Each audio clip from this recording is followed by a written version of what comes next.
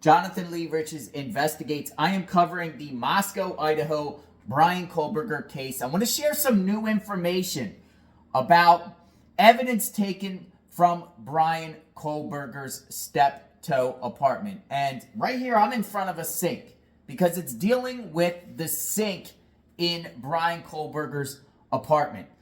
Evidence was taken and there was a brown spot at Bryan Kohberger's sink on his kitchen countertop. And I want to share this information with you right here, right now. Check it out.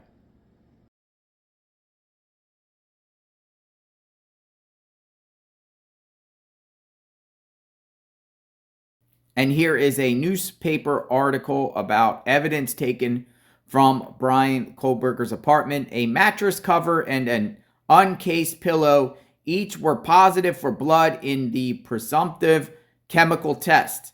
A dark red spot on the kitchen counter near the sink could not be tested, but was collected, the records show. So, could not be tested there, but it was collected. So I'm sure authorities are going to test it at some point. Maybe they tested it already, and the results will come out soon. So stay tuned. Let me know what you think. So I wonder what that could be. Finding a spot. Now, the authorities, they've collected a lot of evidence. And these are from new documents that were not shared to the public until a few days ago. I was able to obtain those records via a public records request. But a spot found by his kitchen sink that could have some relevance to this case. I say that because, look, what about if he had a knife, right? And what about if he brought the knife home, the murder weapon, which in the affidavit of probable cause, authorities were suspecting that Bryan Kohberger could have took the murder weapon back to his apartment and say, for instance, wash it off. And in the course of that, something splatters and lands on his countertop. It's definitely a possibility.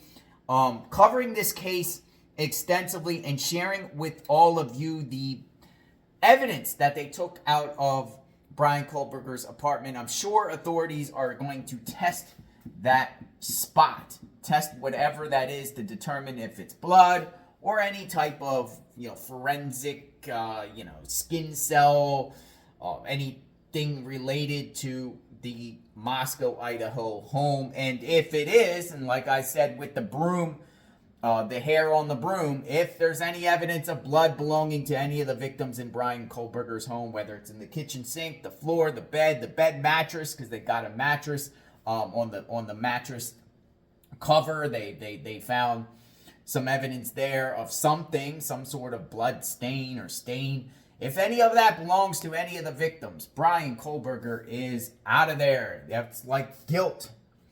I don't know how the attorney, Ann Taylor, that works for $45 or $200 an hour plus $200 overtime, plus the private investigators at $45 an hour and the co-counsel, making $200 an hour and $200 overtime. I don't know how they could justify that type of evidence inside Bryan Kohberger's apartment. But I'm in front of my kitchen. I'm going to clean. I just did some dishes today, so I'm feeling good, positive vibes. Covering the Moscow, Idaho case. Subscribe to my channel.